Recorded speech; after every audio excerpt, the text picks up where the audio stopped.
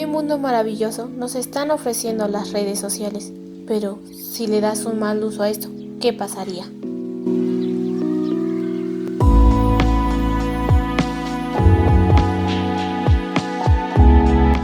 Acompáñanos en esta pequeña trayectoria.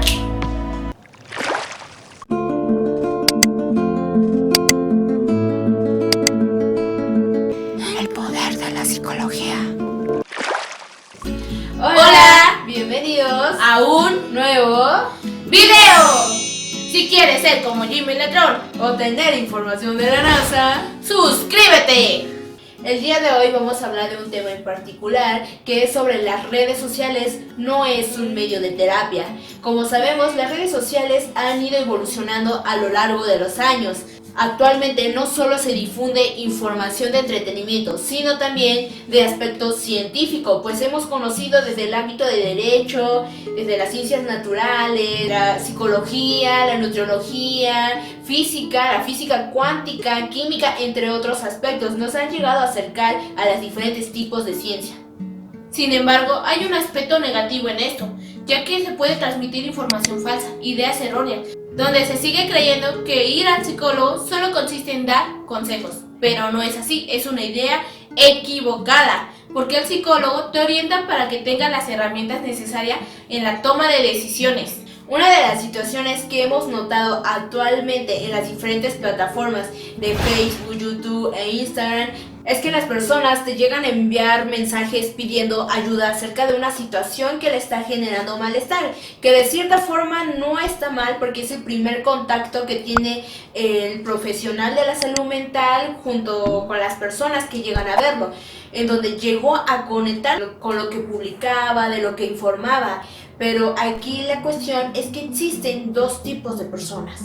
La primera persona manda mensaje para informarse, orientarse y agendar una cita, mientras que la segunda busca la solución inmediata. Incluso se agrega a varios grupos de psicología, ya sea por Facebook o WhatsApp, para que le digan qué debe hacer.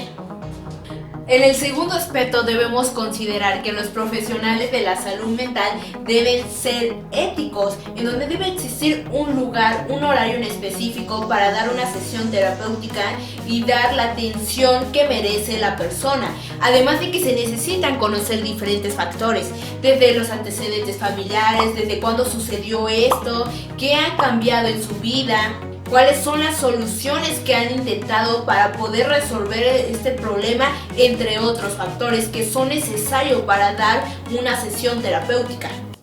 Además, es como ir al médico, no puedes llegar y decirle, medíqueme, sin que él conozca los síntomas, los signos, desde cuándo inició, cómo.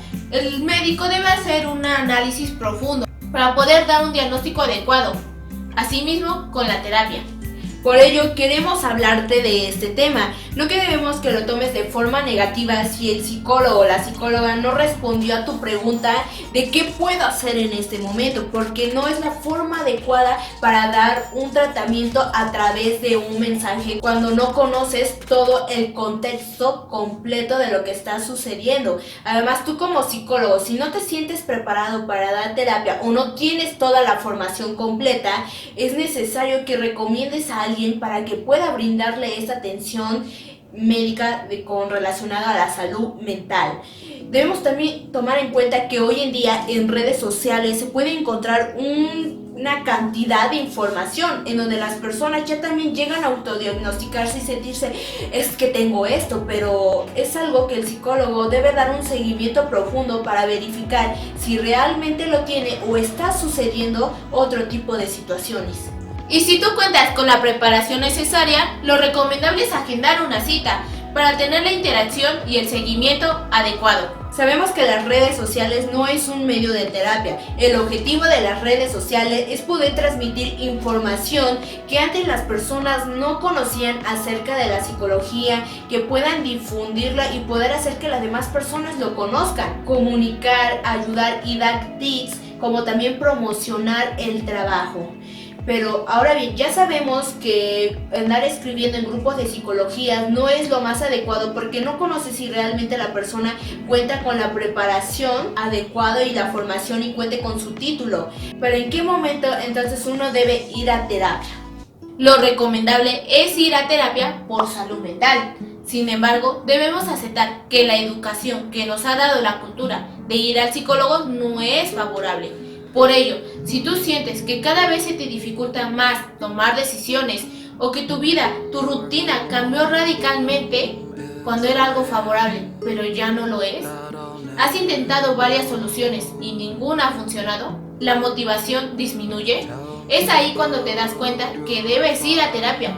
Busca apoyo profesional. ¿Todos los psicólogos pueden dar terapia? La respuesta es no. No todos los psicólogos pueden dar terapia, pues se necesita de una maestría enfocada en la clínica, ya sea con alguna corriente o estudiar una maestría en psicoterapia o por mínimo tener un diplomado enfocado en la intervención terapéutica para que conozcan cómo va a ser esta sesión y cómo le va a dar seguimiento. Y si tú en este momento estás recibiendo terapia o vas a recibir, es necesario que verifiques si realmente la persona cuenta con su título y la formación adecuada para dar sesiones terapéuticas. ¿Cómo saber si el profesional es ético? Lamentablemente, hoy en día hay personas que se aprovechan de esto. Por ello es fundamental que tú conozcas cómo identificar a alguien ético. Y una persona ética es aquella que no te va a obligar a hacer algo que tú no quieras, ni tampoco le va a sacar provecho a tu situación. ¿Qué necesito saber para ir a terapia? Es necesario conocer qué rango de edad atiende el psicólogo, es decir, si es un psicólogo clínico infantil, si es para adolescentes, adultos, si da terapia de pareja, si da terapia familiar. Una vez que conozcas esto, es necesario también saber el tema que abordan normalmente, si es de autoestima, de ansiedad, depresión, trastornos alimenticios, trastornos de ánimo, entre otros aspectos. Otro punto importante es conocer qué enfoque maneja, ya que existen varios: cognitivo-conductual, sistémico, humanista, psicoanálisis, entre otros. ¿Qué puedo hacer si siento que no hay ningún avance en terapia?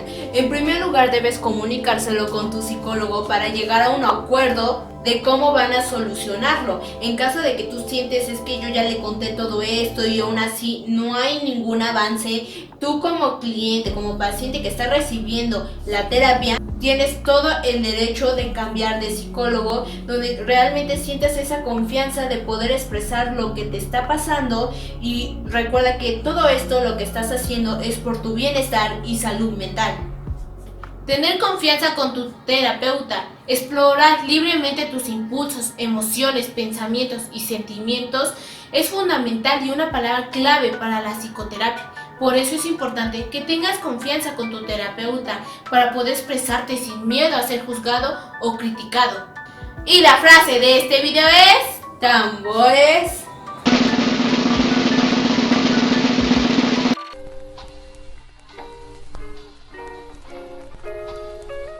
Si te agradó el video, te pareció interesante, suscríbete, comparte, da like, pero sobre todo, activa la campanita. Recuerda que hay un nuevo video a la semana. Yo soy Lulu.